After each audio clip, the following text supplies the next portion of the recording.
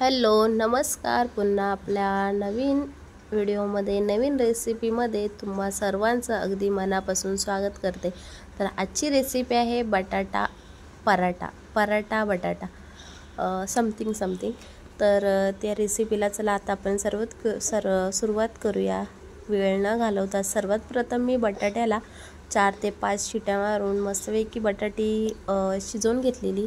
त्यानंतर कणिक मळून घेतली। कणिक मळताना त्यामध्ये मी तेल आणि पाणी याचा वापर करून कणिक मळून घेतलेलं। तेल टाकल्याने जरा मऊसूत होतं।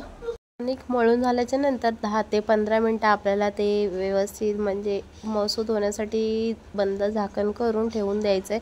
त्यानंतर आता आपण पराठ्याची तयारी करूया।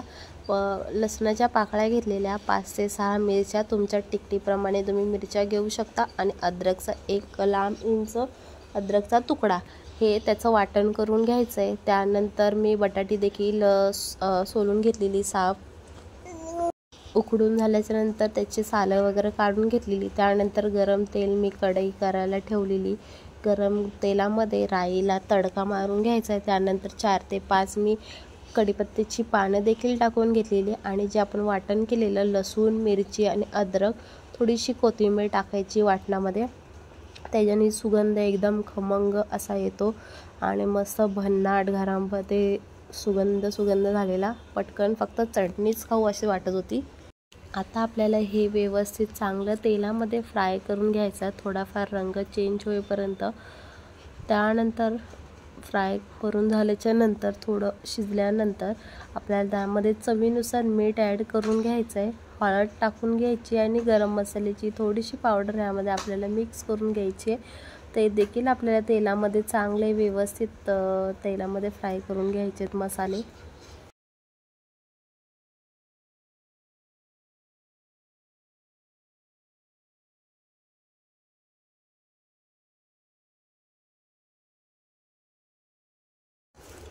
आता मसाले तेलामध्ये चांगले व्यवस्थित फ्राय करून झालेले।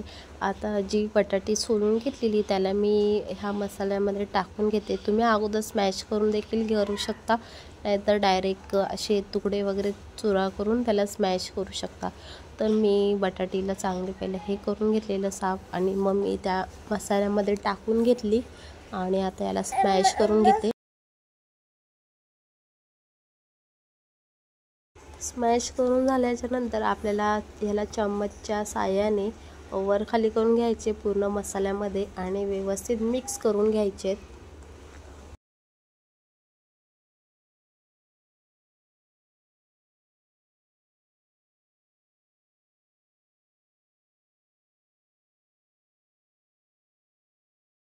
मिक्स करून झाल्याच्या नंतर मी बारीक कोथिंबीर चिरून घेतलेली ती आपल्याला ह्यामध्ये ॲड करून घ्यायची आहे। ती बारीक कोथिंबीर ह्यावरती मिक्स करून परत आपल्याला वर खाली करून घ्यायची, आणि भाजी थंड होईपर्यंत ही साईडला करून घ्यायची। भाजी थंड झाल्याच्या नंतरच पराठा बनवायला घ्यायचा आहे, नाहीतर पराठे आपले लाटताना तुटतात। त्यामुळे भाजी थंड करून घ्या आणि नंतरच पराठे बनवायला घ्या। मिक्स करून झाल्याच्या नंतर मी एका ताटामध्ये सगळी भाजी नीट काढून घेतली आणि थंड करण्यासाठी ठेवली। तोपर्यंत पीठ बघितलं तर मस्त मऊसूत असं रेडी झालेलं।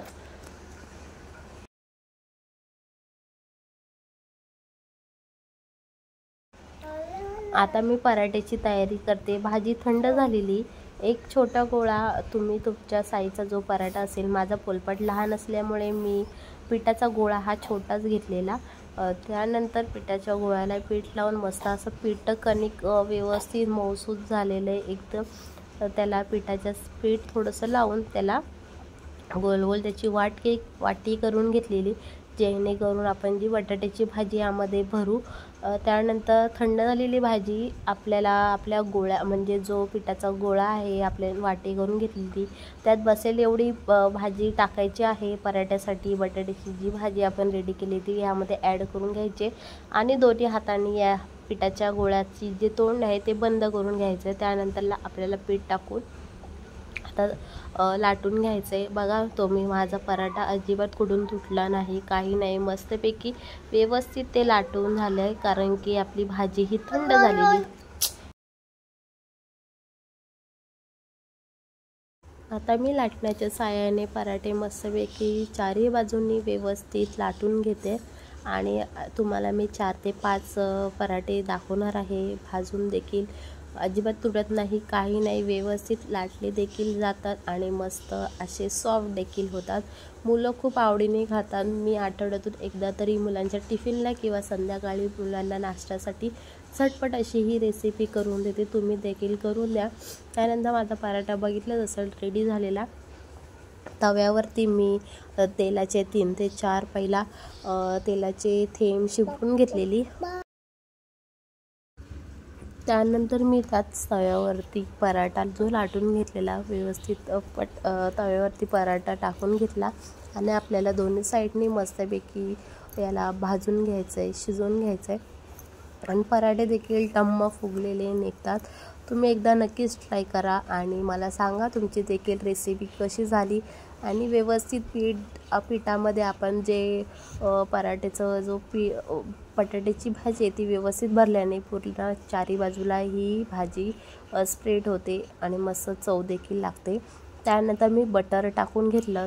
बटर जर नसेल तर तुम्ही तेलाचा देखील वापर करू शकता, पण बटर टाकल्याने मस्त चव येते। लहान मुलं खूप आवडीने खातात, तर दोन्ही साईडने मी बटर लावून घेतलेलं आणि असे अजून मी 3 ते 4 पराठे तुमच्यासाठी बनवून दाखवणार आहे। आणि मध्ये माझ्या बापूचा व्हॉइस येत असेल त्यामुळे सॉरी, पण ॲडजस्ट करून घ्या थोडंफार। तर मी नेक्स्ट पराठा टाकून घेतला आहे, त्याला देखील मी दोन्ही साईडने मस्तपैकी बटर लावून व्यवस्थित भाजून घेतलेलं आहे आणि मुलांना आवडीने खायला गरमागरम द्या। मी इथं बनवतच माझी पोर तिथं दुसरीकडे खात बसलेली, तर तुम्ही देखील ही रेसिपी नक्की ट्राय करा आणि कशी झाली मला कमेंट्समध्ये नक्की सांगा आणि भरभरून प्रेम द्या। जसं अगोदर तुम्ही माझ्या व्हिडिओला प्रेम देत आहे त्याप्रमाणे ह्या सगळ्या व्हिडिओला पुढे देखील असंच भरभरून प्रेम देत जा।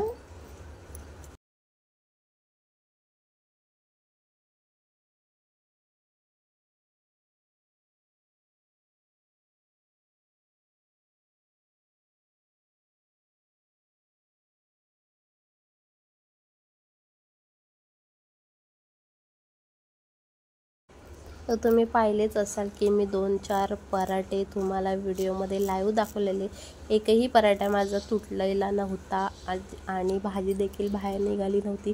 मस्त अशी भाजी पूर्ण पराठ्याला लागलेली। तर नक्कीच विजिट करा। पूर्ण माझ्या चॅनलवरती नवनवीन रेसिपी देखील आहेत, त्या देखील बघा आणि व्हिडिओ जर आवडले असतील तर तुम्ही मला कमेंट्समध्ये नक्की कळवा की तुम्हाला कुठची व्हिडिओ बघायची आहे, त्याप्रमाणे मी नवनवीन व्हिडिओ टाकण्याचा प्रयत्न देखील करीन। तर आपले पराठे रेडी झालेले आणि तुम्ही पाहू शकता असे मस्त पराठे खुसखुशीत। त्यासोबत घेतली दही आणि सॉस, मुलांसाठी सॉस, मुलं सॉस असेल तर आवडीने खातात। तर अशा प्रकारे मी मुलांना देखील ताटामध्ये सर्व करून दिलेलं आणि भेटूयात आपण पुढच्या रेसिपीमध्ये। तोपर्यंत टाटा बाय बाय आणि पुढील रेसिपी नक्की सांगा।